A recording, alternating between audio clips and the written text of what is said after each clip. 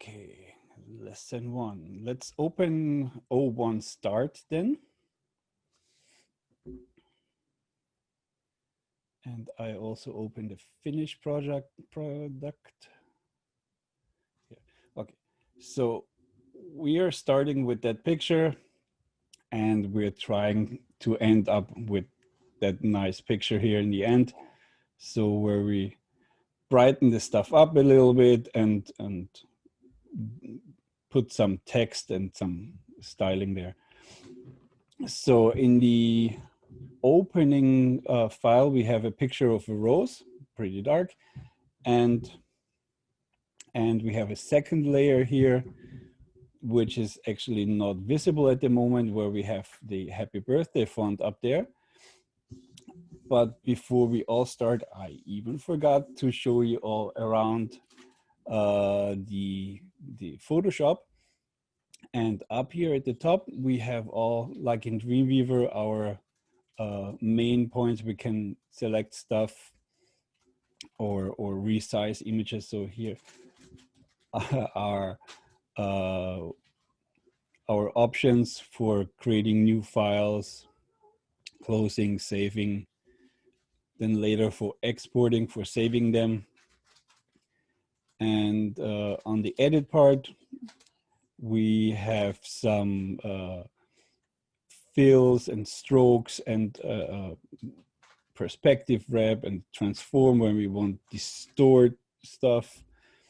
It's all a little more advanced stuff. Then in the image, we can put some auto tone, contrast, and color, but it's usually always better if you do it by hand a little bit and play with the settings. It's usually better than the auto one. If you have to rotate images, that's here under image. If you have to change the canvas size, or even here, then later is to change the image size.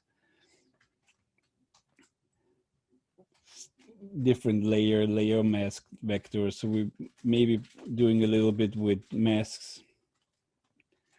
And we're not coming to smart objects where we make Photoshop files in Photoshop files that apply on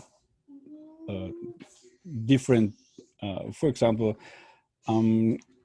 up to a few years or a year ago, some of the web design stuff was done in Photoshop.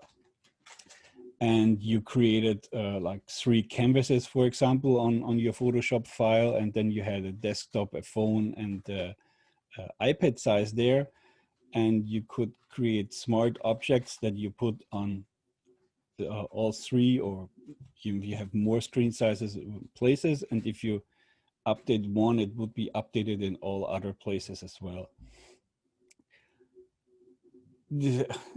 I think that's a little too far for what we're trying to achieve here, but that's how it was done before. Nowadays, it's more done in Adobe XD and some other, like Figma, just an online tool for that instead of Adobe, if you don't want to use Adobe. Type, all advanced settings here if you need new layers and color ranges. Filters, there's a ton of filter up there. I'm sorry.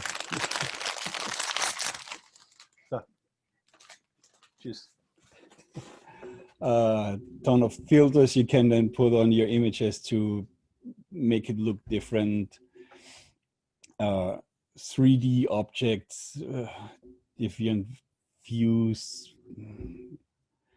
Important sometimes is to put a ruler on. This is found here under view.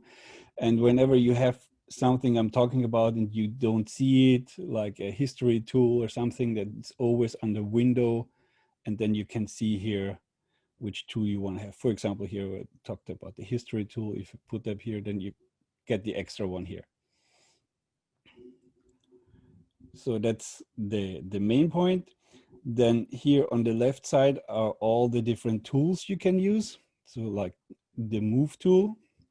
And it's nice if you keep these shorthands somewhere close on a list or something that you can see them in the beginning. because they really speed up your process of working with them. Move tool is pretty important. Then like the lasso or the rectangle marquee tool, cropping tool, the quick selection. And whenever you see the tiny triangle here in the right bottom corner, if you click on it and hold it, you get the other option visible.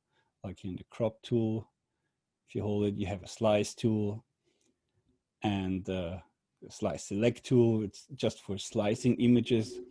That was used to build websites. So you had a big image and then you could slice it up in different slices and then bring them over one by one to the website. And for example, if you just want to have the rows here clickable, you would make a slice just for the rows, and the other 3 slices around would then not be clickable. And then behind that one, you put an anchor tag. So if you click it, it goes somewhere. No one does that anymore, really. The eyedropper tool to select colors, brush tool, and to have a brush or a pencil tool, eraser, text. Then if you want to make rectangles or freehand stuff, the hand tool is pretty important. If you want to move the stuff, if it's, for example, too big and you want to move it around, that is done here with the hand tool. And the magnifying glass is the zoom tool. And then here under the 3 dots, you have a ton of extra legacy products. We will use a couple of them. Then here you have your 2 color options, the front color and the back color. This is if you have to flip back and forward with different colors. It's when you have a layer mask where you make something half transparent or a gradient over that you see a little bit and then you see less and less and less. So if you blend stuff over, you use black and white for that. And whatever you have chosen here on the left side, here on the top side, this part will change. So for example, if you have the pencil tool, you see the pencil here, and then how big the brush of our pencil is, what mode we're in, how much opacity we're having, how much color flow it is when we're doing something with it, and so on and so on. So this will always change. Like here with the crop tool, you have the ratio, you can have content aware, or you have the mesh here where you can then distort some things. So always be with one eye up here if you have something selected for the extra options you can get with it. Then let's forget that one here on the bottom. That is for making GIFs, for example, or movies. Then here on the right side, we're having our layers. And Photoshop is all done with layers. So you always put the layer on top of the other one. You can combine the layers. And think about it with the head-up display you had in the classroom. If you put a paper there and you kind of see through, and then you put the other one on top, you see both on top. You can build up what you see and what you don't want to see more and more and more the higher you go. So we'll see here, if I make that visible, this is the happy birthday here. And of course you can take it and put it deeper, and then now it's behind the image. So if I switch the image off, I would still see it, but I can't see it anymore because it's actually behind the picture at the moment. Hello. And then some other options here on the left side or on the bottom, where you can make new layers, or you make a folder where you can group different layers together. And then you have here, if you hover here, adjustments, or you can put masks on. So where you cut something up, put a mask, and then can make only that part brighter or darker, or do something else with it, or put another color on top, and so on. But for the moment, let's start with our first image. So we have the background image with the rose. And then if I make it visible, we have now the foreground, the second layer with the happy birthday on there. And our end target is to make another one of these banners here on the right side, and you put your own name in it. And then we brighten the whole image up a little bit to make it nicer looking.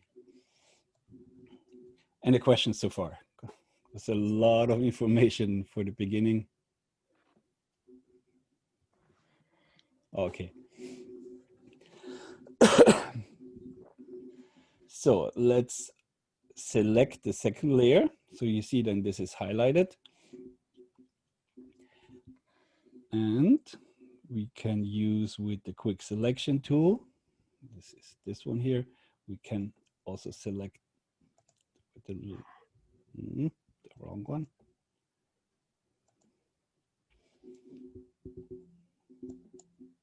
Make it a little bigger. We can select the whole thing here. And by the way, the square brackets is to make your brush bigger or smaller. It's a quick way to make it bigger or smaller. You could also go up here and drag the size bigger and smaller.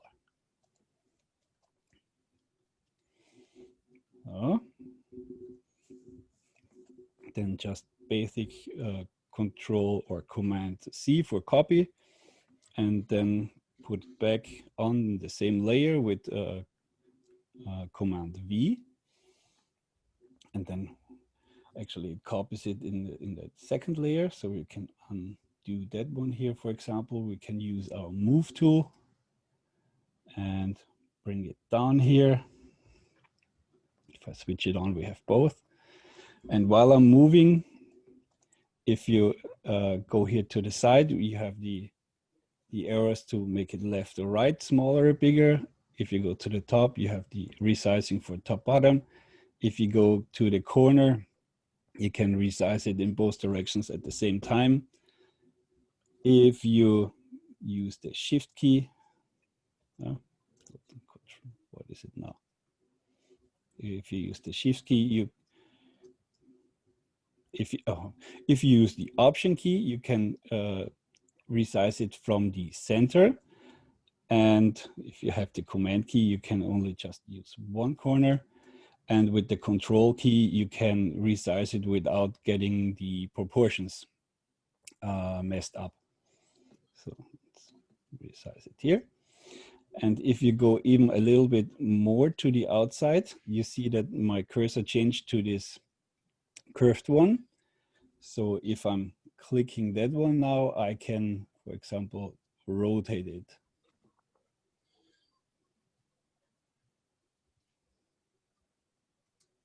Okay.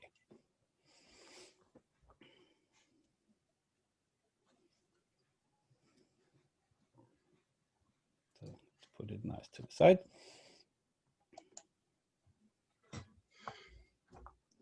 Everyone good with that? Okay.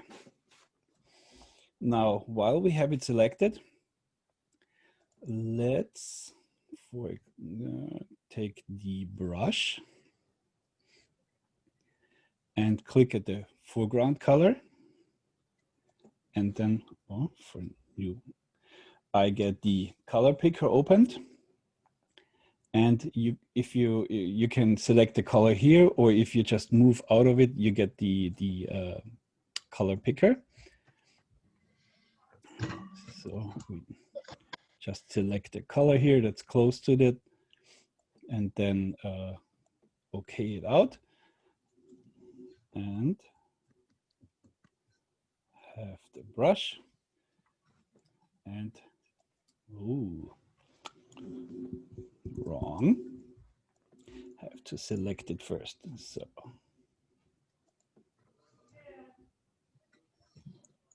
So have it selected. And then take the brush again. So I can paint without getting too far out. See, I can't overshoot my selected area. I just made bad selections here. And by the way, if you want to unselect something, it's Control D. Okay. Selecting just this here too. And painting over here as well.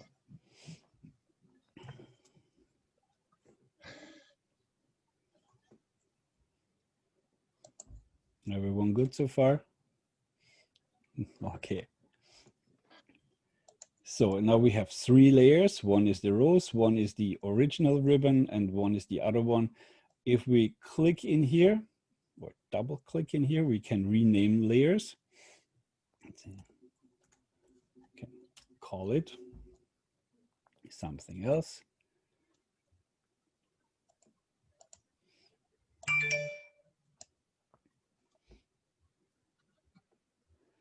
And then let's select the text tool. And with just clicking here, we just set the cursor there. If we would click and drag, we would just resize a box where the text then would be in. In our case, we just want to click here. And it would be nice if we have the same font size and font color. And for the font color, let's color pick the one from the happy birthday.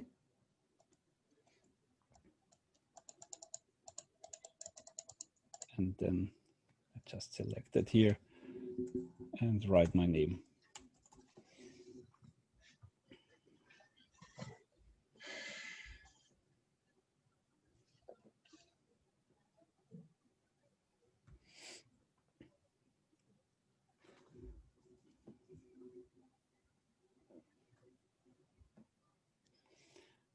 So, and I thought the closest font we're having to get back to the original one was the Minion Pro. If you guys find a better one, let me know. So here's where you select the font. If you want to have it italic, the size, and where you want to have it left or right or centered in the box. You could even make 3D text models, you know, these crazy 90s styled 3D texts that's done up here. If you're done, you can click the OK button here or just click off or return. No, return not, why not? Deselect. And then we have it set. If we want to move it a little bit, we use the move tool and just bring it more to the center and leave it there.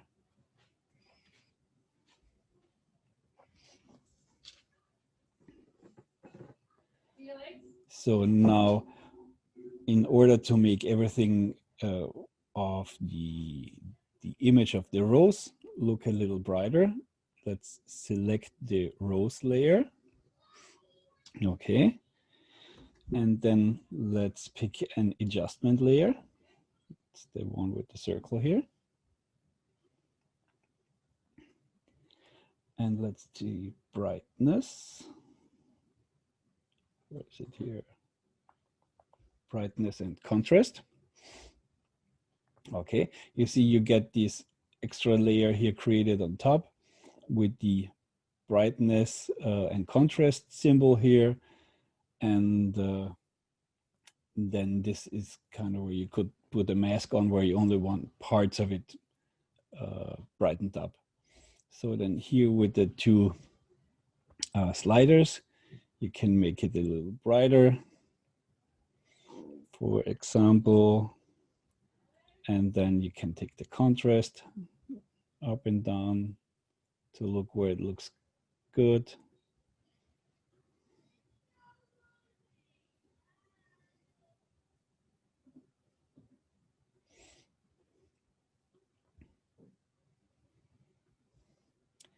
And when you're done, you just get off, let it go. So this brightness thing is not applying to the 2 layers we created with the banner, with the ribbons, because it's below that layer. So if I would bring that up here 1 layer, you see this one gets brightened up as well. And if you want to assure that these 2 are always together, you can link them together. So if you shift select both of them, there is a link button here where you can link them together so they never get separated.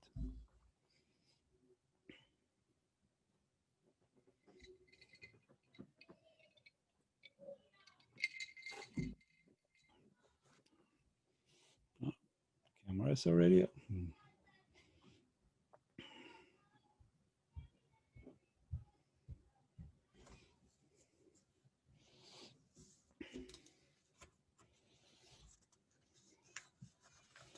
So you guys, any problems with that one?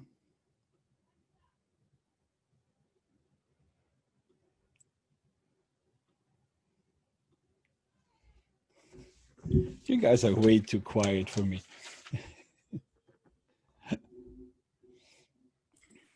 Sure, I have a question. Yeah. So I flipped the banner and now I'm trying to like fill it in with the different kind of lettering. How do I get rid of the happy birthday again? Okay, I had that layer selected here, and then I use the quick selection tool here. Okay, and then just select it here, and you see it gets pretty much a good idea for what the shape is. And when you have the only that shape selected, and then paint with, let's pick another color. Red.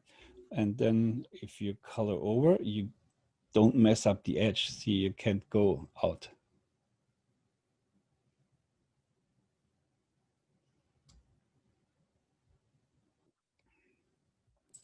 Okay, no, it actually didn't work. I'm still like the No? birthday and happy is still kind of outlined. Okay, then I had a bad selection here too. Use the, for example, here the rectangle tool. Then just first deselect. Okay, don't do what I do. And then just make another selection over the font you still have in here. Then you have that selected, and then you can paint over that one.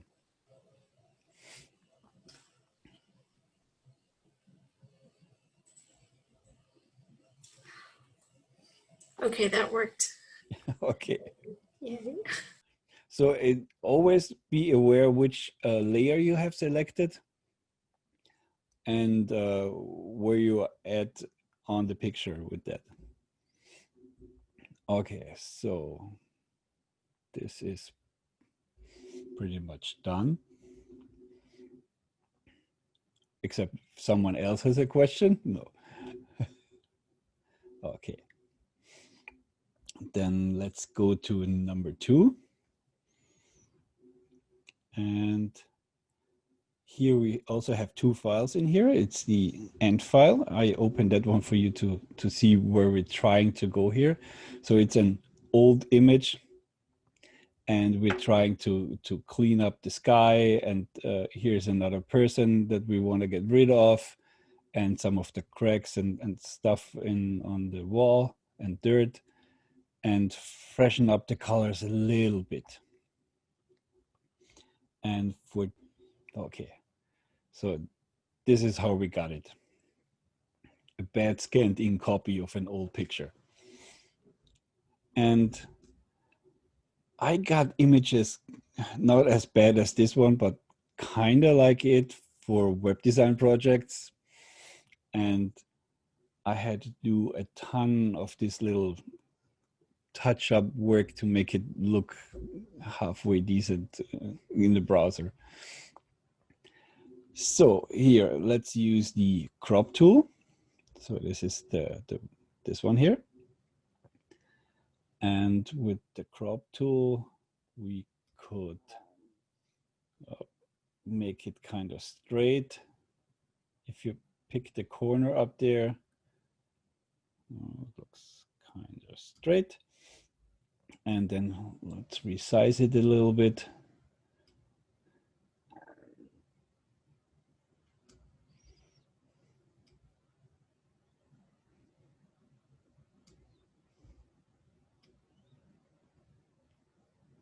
So, and if you're done with it, you just go here and accept or hit the enter key. A little more on the bottom.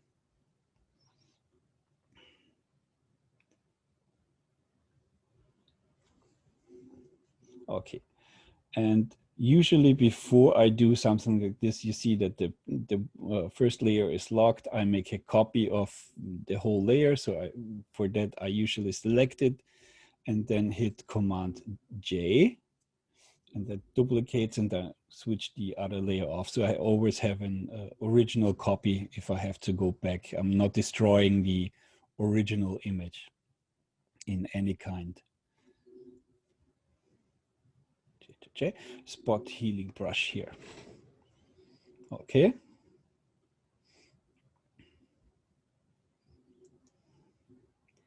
And maybe we make my brush a little smaller.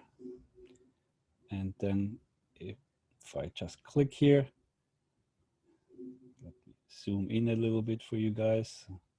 Oh, by the way, for zooming, if you have the zoom here selected and you just click once, it gets bigger. And if you select the minus here or with the option key pressed, you click, then it's reversed.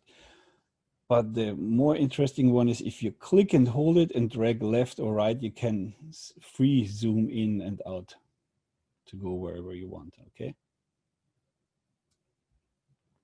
And then with the hand tool, you can move around.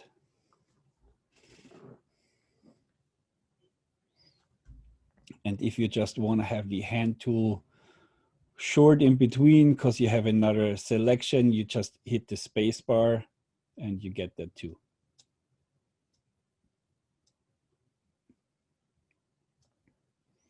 Okay. And then back to the spot healing tool.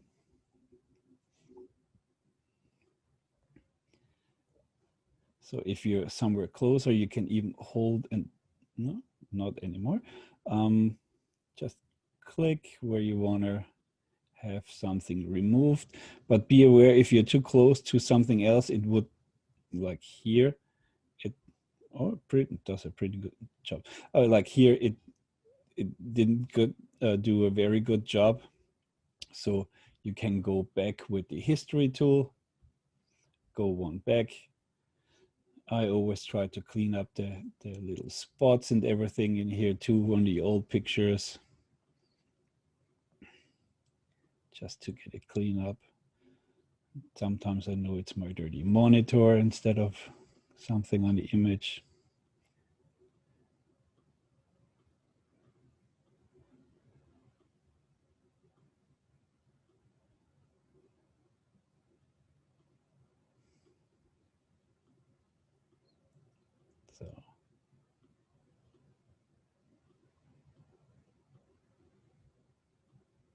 So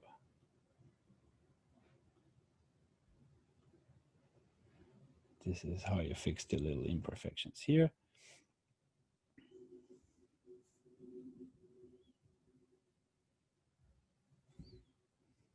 Okay, and if you make it smaller, it does a better job on here on the small parts.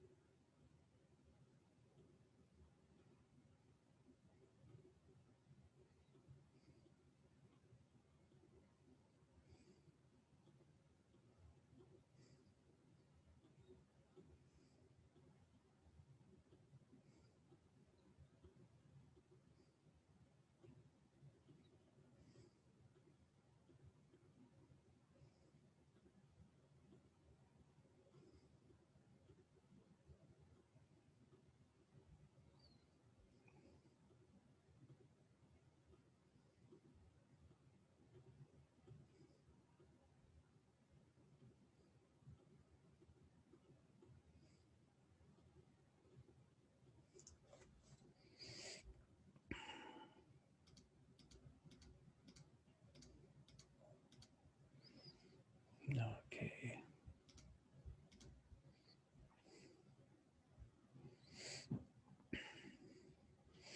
So we healed pretty much where the image was folded. And then we can also use the batch tool, because let's say this is an uncle we don't want to have in the picture anymore. We have to get rid of that one because he has these mustard pants.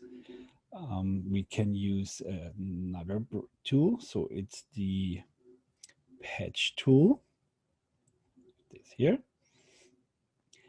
And with the patch tool, let's select here an area. And then we can slide that to the side to something where it kind of looks good. Oh, that's a bad one. Okay. Too big. Too tiny one.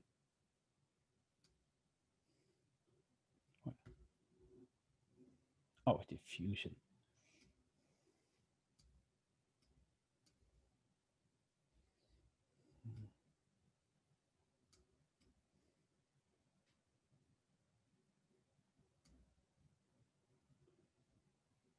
Why is that one?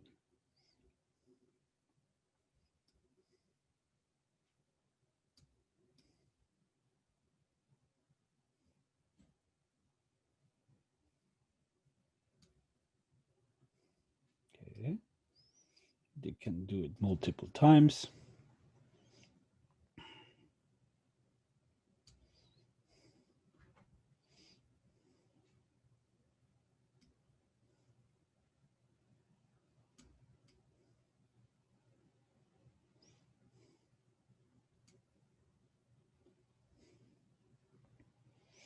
And then can go back to the spot healing brush and cleans some of that stuff up.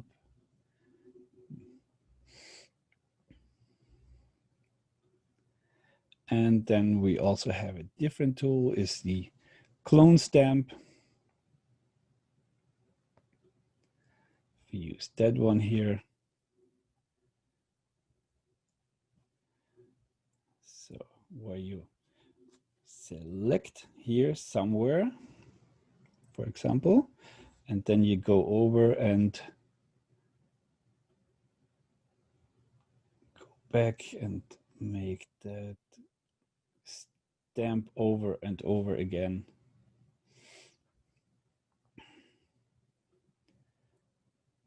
Till you have fixed what was in the picture that you don't want to have anymore.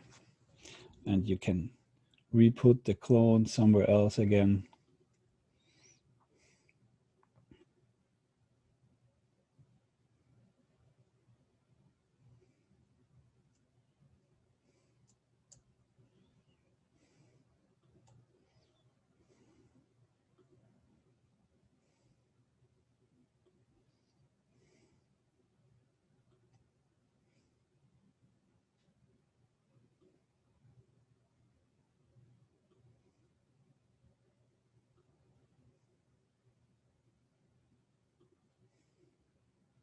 How do you change the size of the tool? With the square brackets.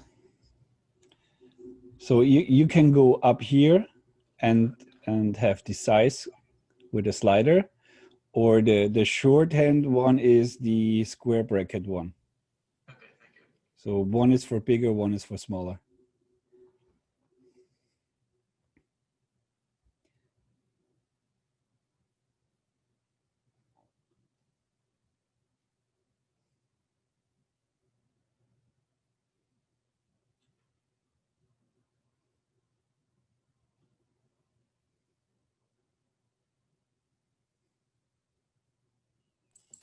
So when I try to use the stamp tool, it says that the area to clone has not been defined. Okay, so you have a Mac or a Windows machine? Windows. Windows. What is the option key for Windows? I think that's Control. the control key. So from the spacebar, the second to the left for me on the Mac is the option key, or is that your alternative? And as soon as I hit that one, you see that my cursor turned into this target symbol. Yeah. Okay, so then I select where I want to have the clone made on the stamp. Okay, so I click here, and that is now my area from where I take my clone stamp here. Move over, and every time I click now, I make a copy, a stamp of that area on there.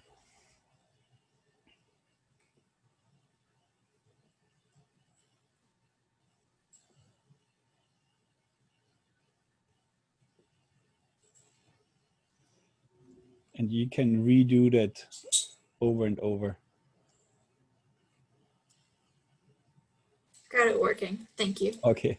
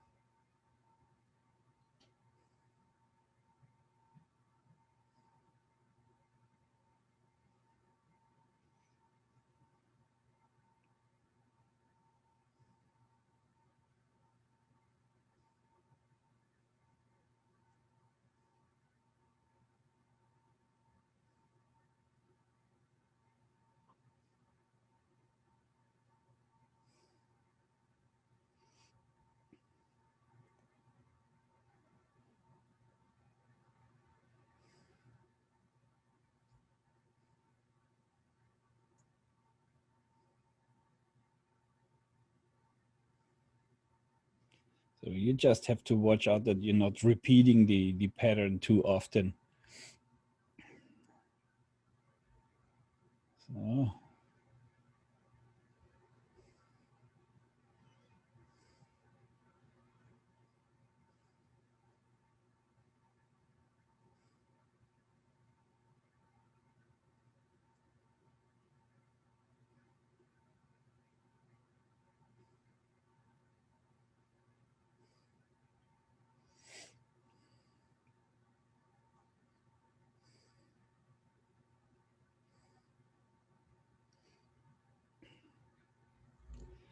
Yeah, you just have to watch out that you're not repeating the patterns too often, or that you're like if you're brushing up a face, that you're not doing too much to make it look too unnatural, you know, too fake, too much cleaned up face with any imperfections. So that makes it then bad again. You guys need more time, or are you good? Okay, so then let's brush the whole thing up a little bit so the picture doesn't look so 70s. Let's put some adjustment layer on top. So let's do some hue and saturation and just play with some other adjustment layers. So here you can change the color a little bit.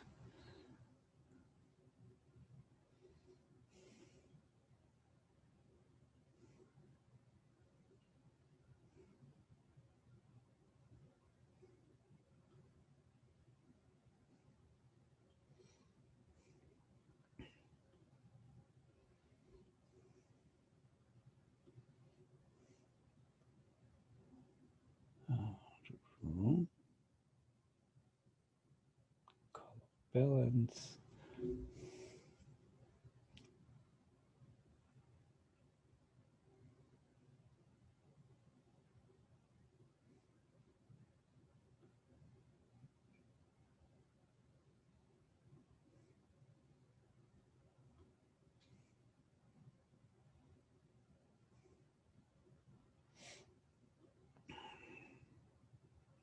And just play around with different layers, adjustment layers we can put on there.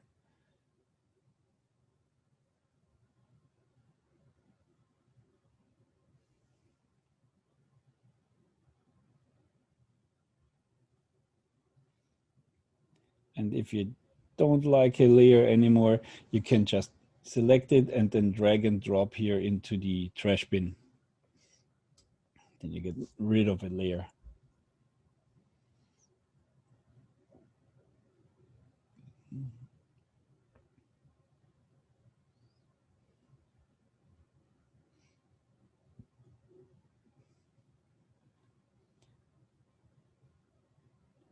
And here with the curves,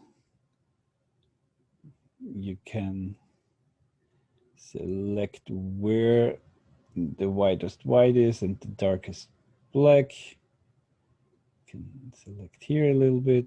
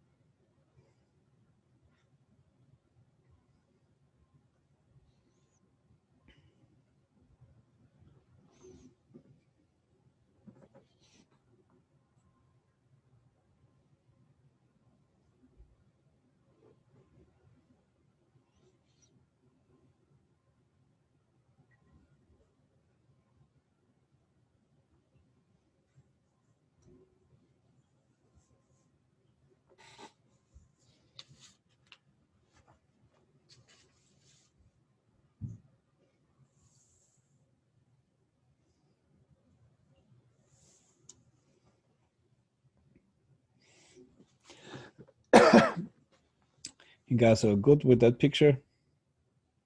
Okay. So from now on, you can touch up all the family pictures you have. So then let's open number 3, lesson number 3. And here we have just a picture for the wall, and then we have different elements we have to place here on the picture. Okay, and here we're learning a little bit about different methods of selecting elements. So let's zoom in here, and here this send cookie is our first one. That one we can do with the quick selection tool. So we can go here, make it a little smaller, and select it, and it's pretty well selected because the contrast between our element we want to select and the background is pretty high. So Photoshop makes a pretty good selection of what you're trying to have here, okay? And then let's just pick the move tool. And let's move that one over to number A and place it pretty nice here in the center, okay? And then deselect.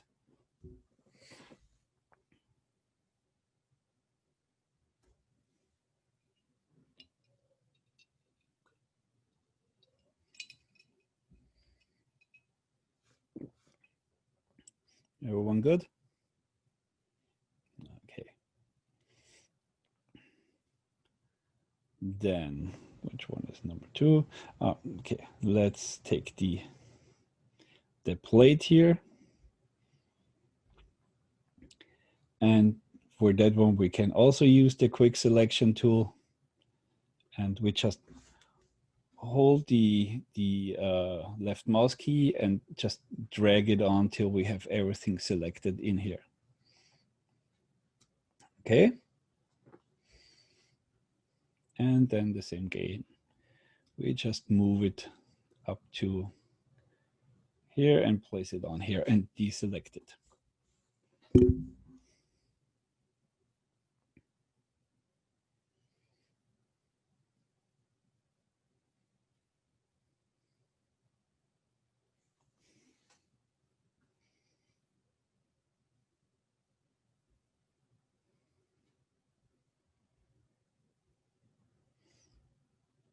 Everyone good with the second one? Yes, no. Okay. Then the third one is that thing here. And for that, we can also start with the quick selection tool. Maybe you need a little smaller brush size.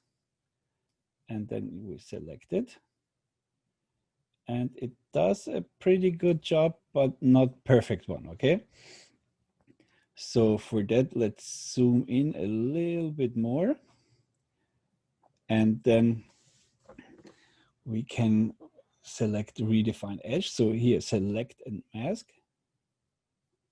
Okay, so we get here an extra selection window open for us.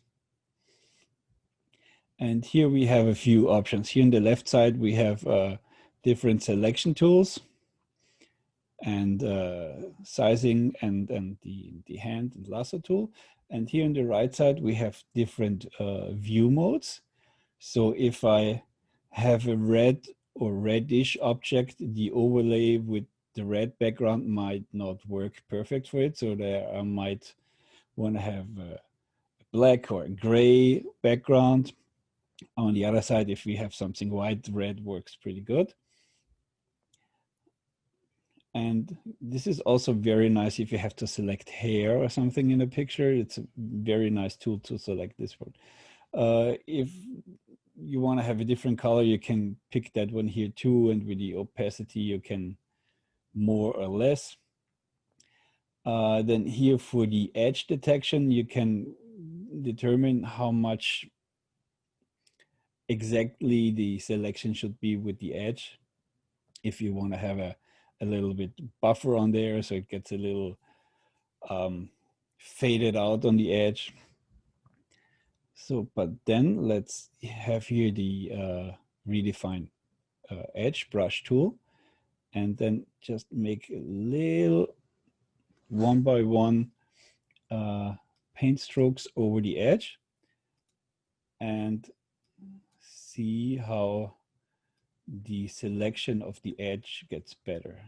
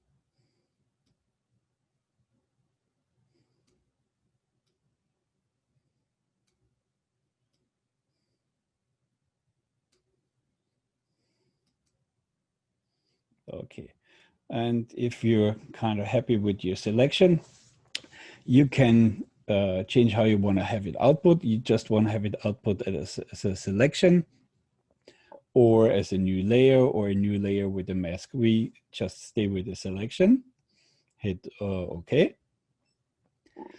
And then we just zoom out a little bit, take our move tool and move that one to the position we want to place it in. And deselect.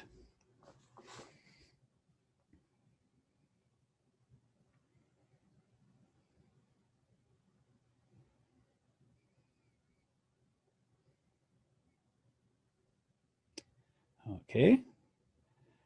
Then the next one is the shell here. Pretty much the same game. Pre-selection. And then here is kind of a bright selection to a bright background. We're having some trouble with selecting it.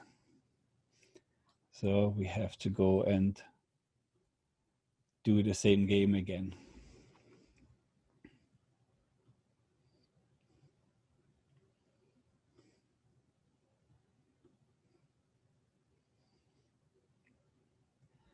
And the same game is here. If you select too much and you want to have less selection, you go with the minus. And if you select more, you do the plus.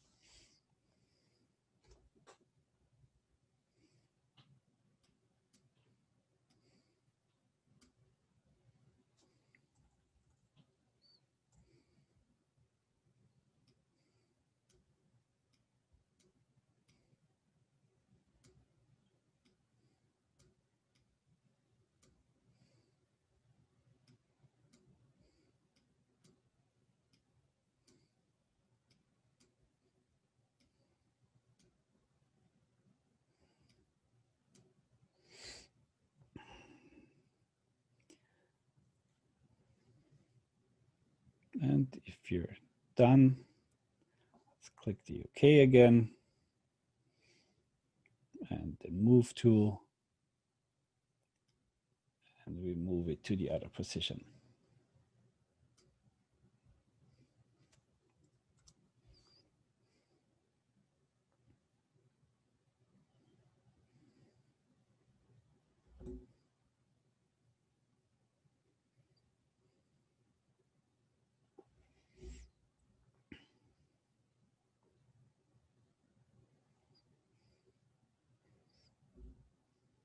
Everyone good with selecting, redefining the edge? Okay, so let's select the last one here, or second to last.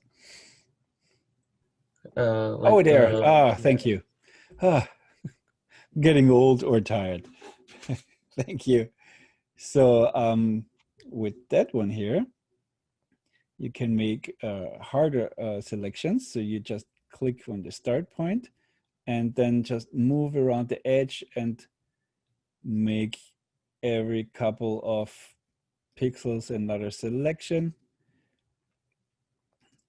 And because it's the magnetic one, it tries to be as good to the edge as it can.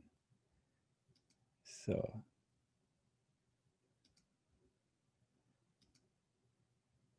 this is for very complex and hard to select shapes.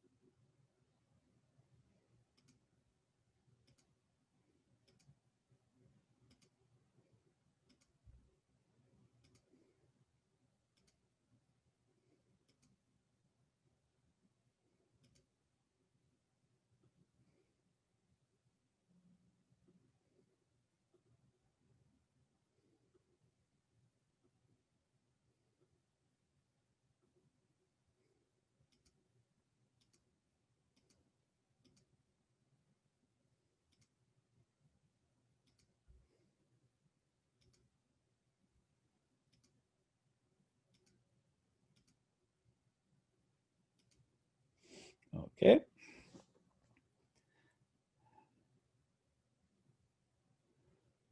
And then let's move that one up too. And then after we moved it, we can go with the mouse outside here. We get these bendy arrows where we can rotate the stuff.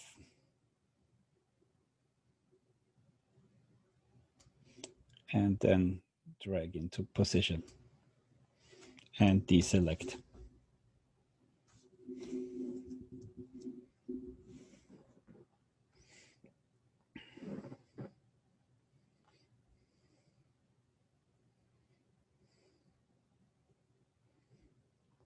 And we could also put the screw here and put it in the corners here and always turn it a little bit so it has different angles.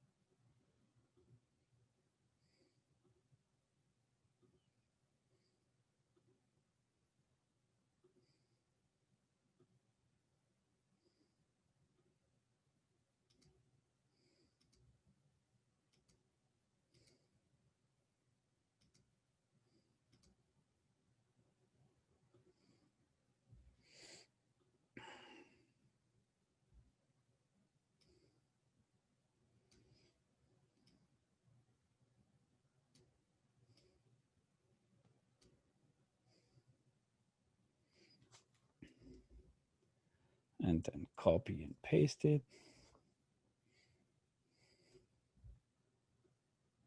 No.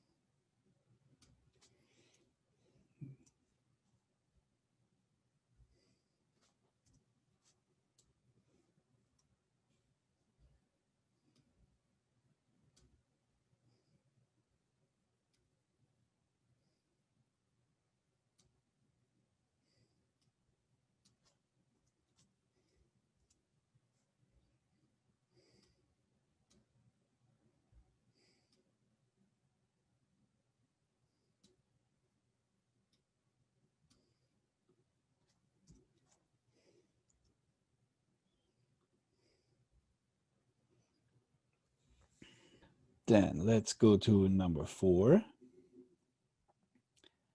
And there I let's open the number 4 start again. And I show you guys what we're going to want to have in the end. So it's a nice poster card with all these layers on top of each other. And we are going to build that step by step. Okay. So back to our start one.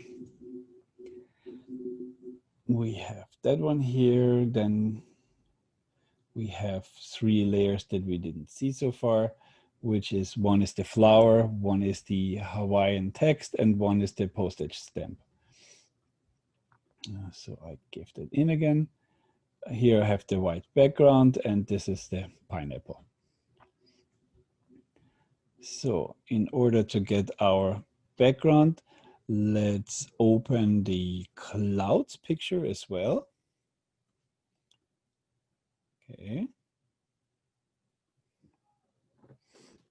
I have that here. And then let's choose the move tool and select that one here and just drag it over to the other picture that we had.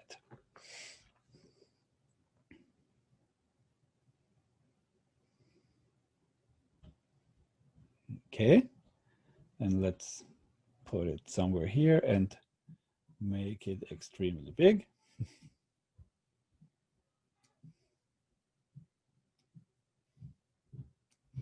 Okay, but we don't want to have this. We want to have it dragged behind the pineapple.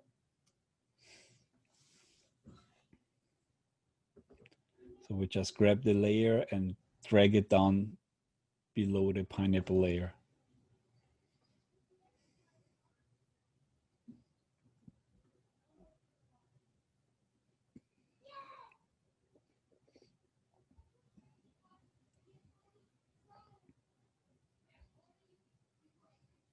Okay. Then let's take the flower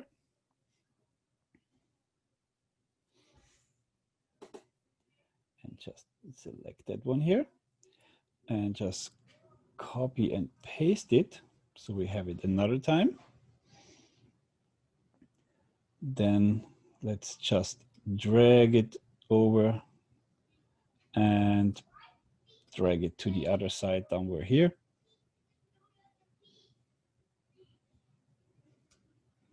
Okay.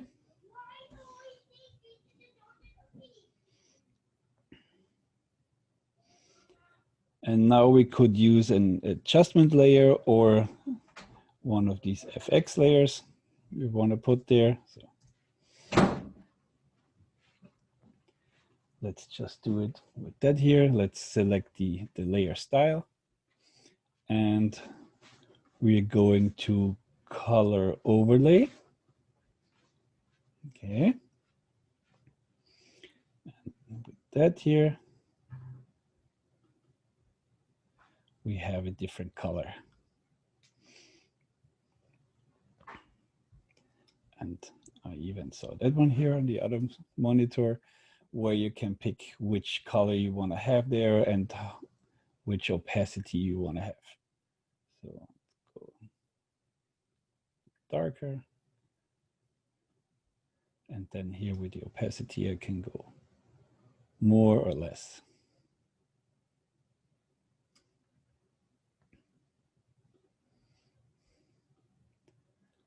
So with that, we make it look like 2 different flowers. And we don't need the cloud picture anymore, so we can close that.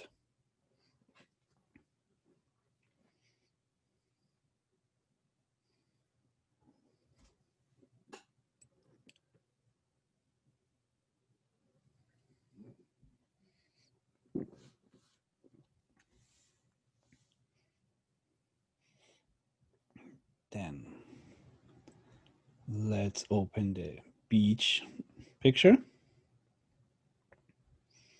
So this is this here. And then let's bring that one over too. And let's drop it here somewhere.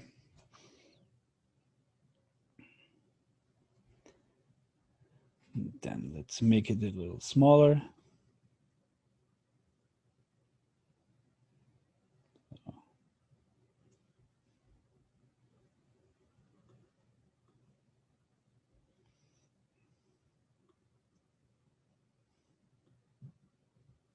That is kind of what we want. Then rotate it a little bit, and let's put it here in position. And then we hide it a little bit behind the top flower. So we just drag the layer behind the flower.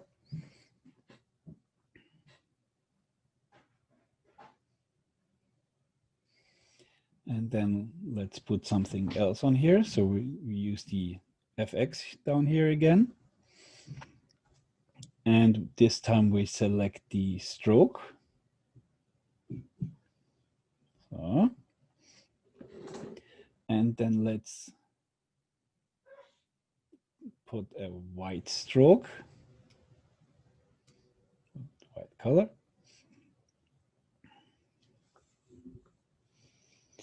And we want to have it on the inside. Yeah, the position is inside. And we want to have like 5 pixels.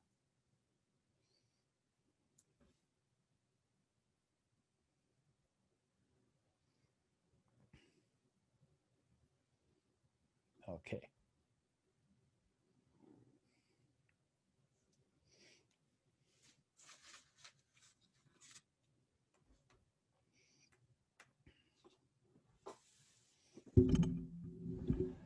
So then let's make the Hawaiian letters visible. And let's select that layer. And let's put a stroke on there as well. So this stroke. Let's pick a nice green color. It's kind of peachy feeling.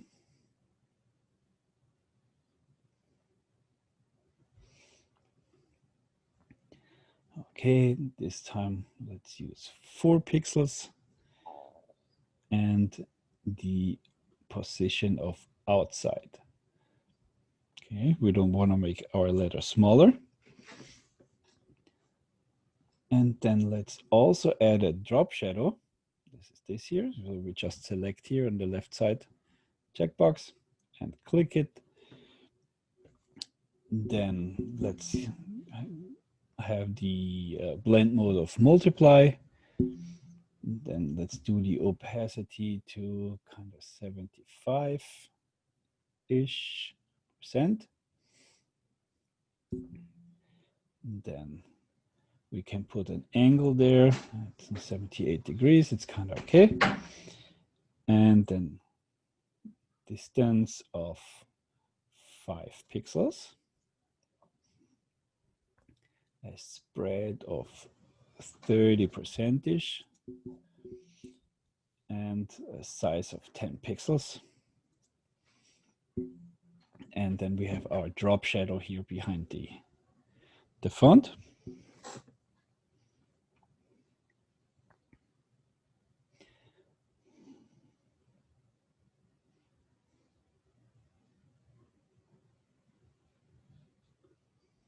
Okay.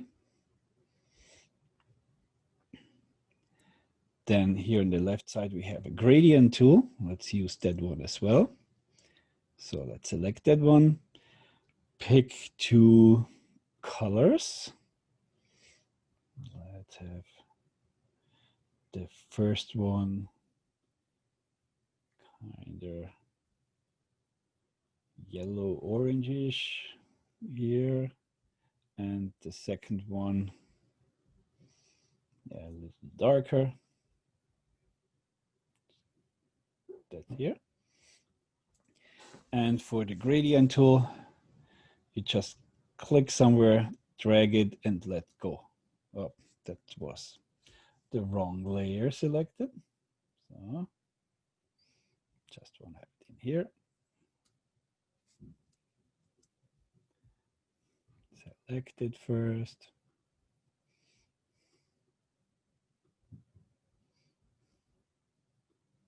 Hmm.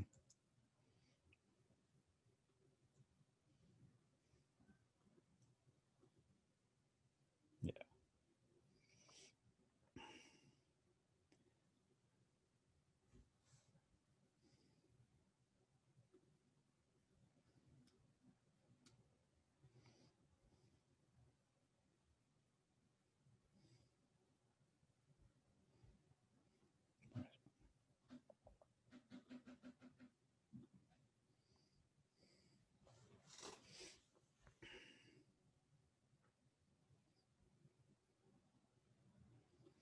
So that one. Up.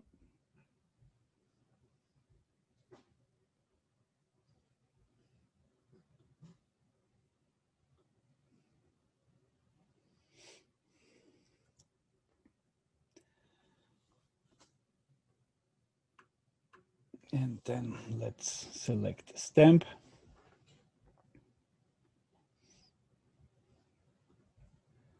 We can make that one a little smaller. Keep that one selected. Okay. And bring it in position here somewhere. And then with the opacity here, we can make it kind of fade a little bit.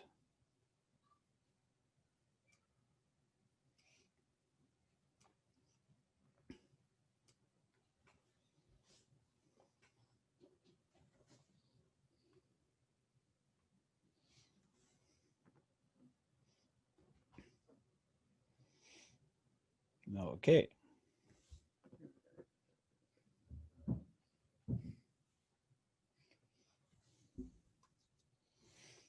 Then let's put some text here below as well. So let's take the text tool, click here. Instead of lorem ipsum, we write island paradise.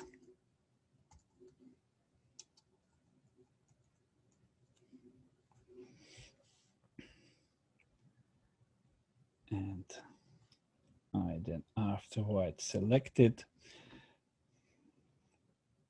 Let's select a different font. Birch is what we need for this one here. And we have it on regular, 32 pixels. The color, we want to have the same greenish thing here.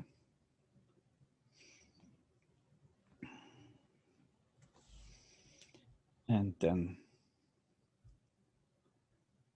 let's put it here under and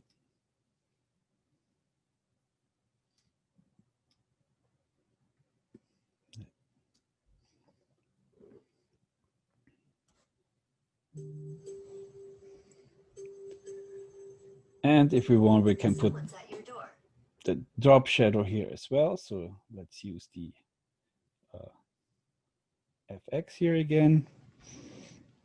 And the drop shadow, we have the same black, multiply the same angle still, selected, 5 pixels, 30, and 10 pixels of size. And then just hit OK to apply it.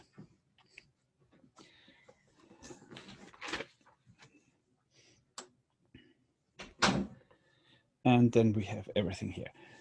Any questions here on that one? Okay. Because you guys see, I'm not doing that kind of work all the time. This is way too much with the blend modes and the filters around and what I usually do or need to do. So what I usually do is kind of work where I put these together or blend over stuff. So Any questions from you guys? Anything that you guys want to do? Because that's pretty much where I wanted to be today for you guys. You went too fast again with me. It was all good. Okay. So if you guys are all good, we could try to put a few images from the internet down and kind of trying to blend them together and stuff like this with masks.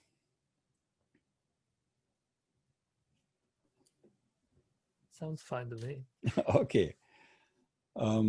Yeah, let's be cruel, find some pictures on the internet. Whatever you guys are looking or want to work on. So let's have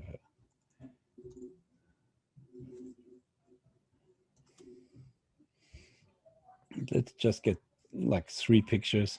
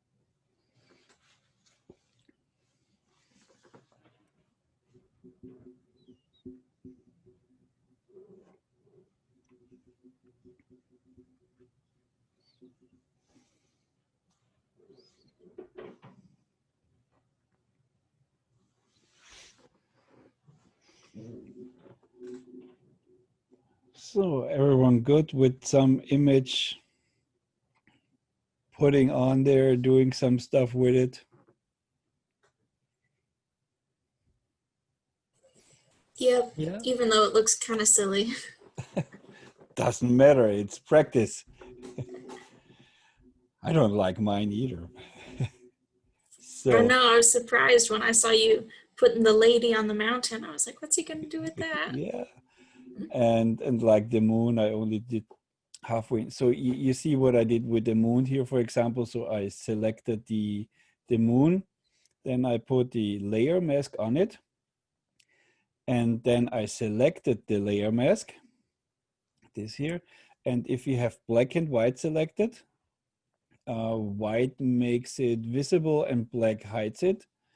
And then I took the gradient tool and just dragged from one side to the other and then made it this. If I do it, flip the colors, for example, then I should it have the other way or this way. So if I flip the colors or the direction I want to do it, and if I make it shorter, the transition gets quicker. Or if I drag it long, the gray period between the black and whites is longer. So you can make these transitions from one to the other thing. Forgot to mention that earlier. Saving your artwork. Okay, so very important. Let's say in the beginning we have another image and we want to resize it. Okay, so I go here to image and then image size, and if I click here, I can resize my images, pixel, inches, percent, whatever. Usually you have it in pixels, and as long the log symbol is here, the ratio stays the same. So let's say if I'm doing here only 800, then it automatically calculates the height for it. We had it on 1800, let's keep it. And for the web, usually a resolution of 72 pixels per inch is enough. So you don't have to go crazy detail on web images, except if you're really designing for iPhones or something with the retina display, the high resolution display. But for regular web design, a resolution of 72 pixels per inch is plenty. You won't see the difference. Okay, so I cancel out here. If you resize the whole canvas, it's done here. Usually I always resize images with image size. And if I have to make, for example, the resizing for a carousel, you know, where the sliding pictures that come in. Okay. I try to have a minimum height, and all of my images should have the same height, because if they have different heights, the text below starts jumping down or up depending on which image is displayed at the moment. So if you have different size images, it's very bad. Because well, let me open an example for you here, so that you all know what I'm really talking about. There we have it. So if these images would not be the same height, if you're, for example, reading here and then another image comes, then suddenly the text is here, then the next image comes in, the text jumps back up again. That's very bad to read, and some carousels have that, and that's mainly because you're not having the same height for all the images. So it is important to have the same height. So when I'm then resizing my images, my images here with resizing, I make them all the same height and they might be too wide or something. Then I just use the crop tool and just cut out that part that I want to have really displayed. But it is always important to have the same height. It's more important than the other stuff. Then sometimes for other images where I need thumbnails, I choose which one is closer to the size I want to have in the end. And then I just crop if it's a horizontal image and I need a square image, I resize the height to what I need and then crop the width to what I really want to display. And if it's the other way, I do it the other way around with width and height. But then if you're here creating this with saving or exporting is a choice you have to do. For the internet, we have at least 3 to 4 image options we can use. So, and that's what I love here with the legacy save for the web option.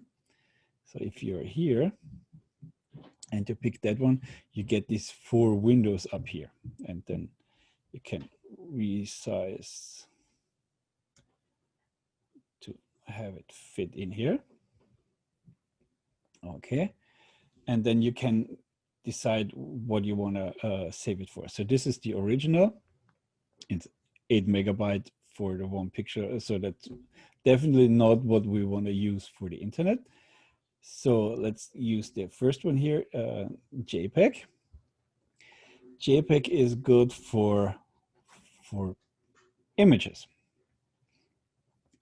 because you have a lot of colors and you can do, or you have 60 million colors. So on the JPEG or portable network graphics, PNG, you only have like 200 different colors. And for JPEG,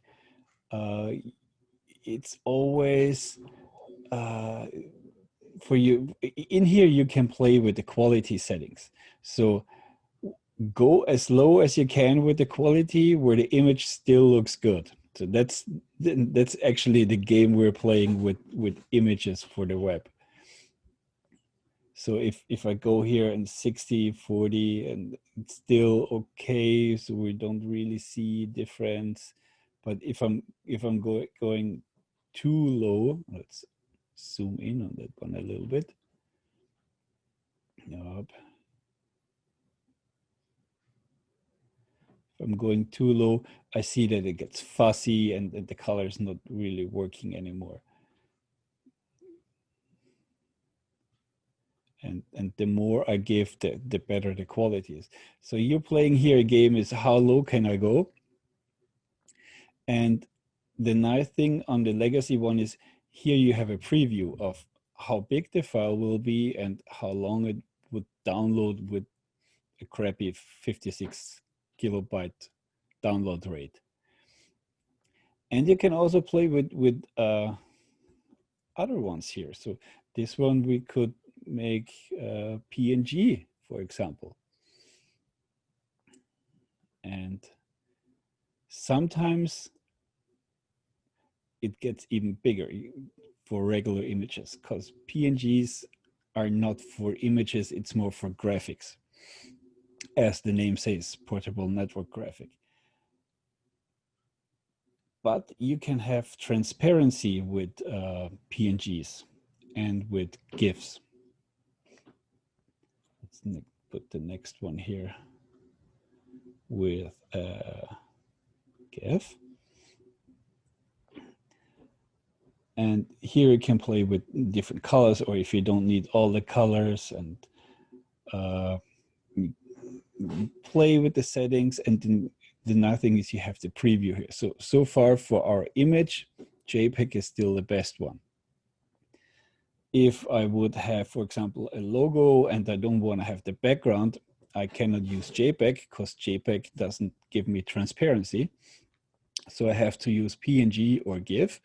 And then I can play around which one gives me the better option with the smaller file size. And then I can play around till I find the one that fits me the best and then hit save. Does everyone understand what I was talking about here now? Okay, because it's kind of a big topic for web design. So we also saw here now with the last update that we have BMP. Have not played with that one, but usually the fourth image size is SVG, a scalable network graphics, and that's also more done for drawings, like logos, stuff like this. Because the image is stored in mathematic formulas, like everything is a circle or a square or a parabola. So you store graphic formulas, but the benefit of scalable vector graphics is, as the name says, you can scale it up and down, and you never get these fuzzy edges. Like if we would go here on one of these ones and go really low with our resolution and really high with our zoom, or something where you can see it nice. You see like this 80s style, you get this blockish resolution. Like if you have a fine line, then you don't see a straight line. You see like graphics was in the 80s or in one of these block games. So you get a very fuzzy edge. And that is not with scalable vector graphics, because it's not stored traditionally like with images or pixels. So it's stored with formulas, and you can scale it up and down as you want. Okay.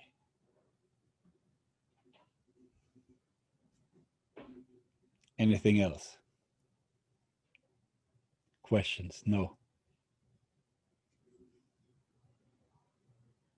You guys are also quiet. It's only me talking. So, yeah. I was just gonna say it's a lot about Photoshop because all of the tools they're not labeled. You have to hover over them and wait for them to say what they are, and you're like, oh, I need that one. If you guys want, I can prepare 2-3 other exercises for Wednesday, or because you guys are usually picking up pretty fast, I could throw you a little bit of Adobe XD in, so the design software. You guys pick in which you want to go deeper.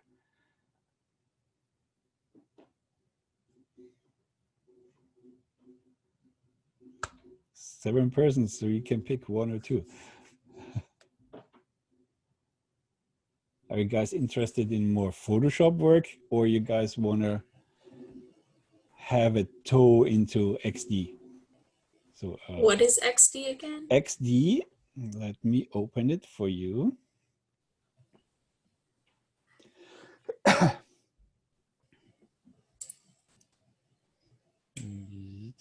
Verifying, okay.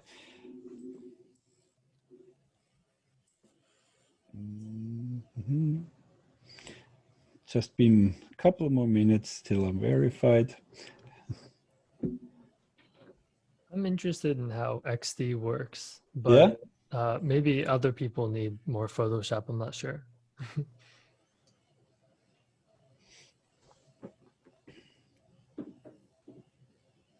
It's like the most I do for web design with Photoshop is just resizing images or just getting some of the dirt out or something like this. I'm not doing too much of this fancy stuff you know, where you're trying to do artworks on, that are some web designers or where they really spend more time into it. On my part in the job, I'm more into Photoshop for resizing and putting it together in formats that I want to have to use it then in on the website.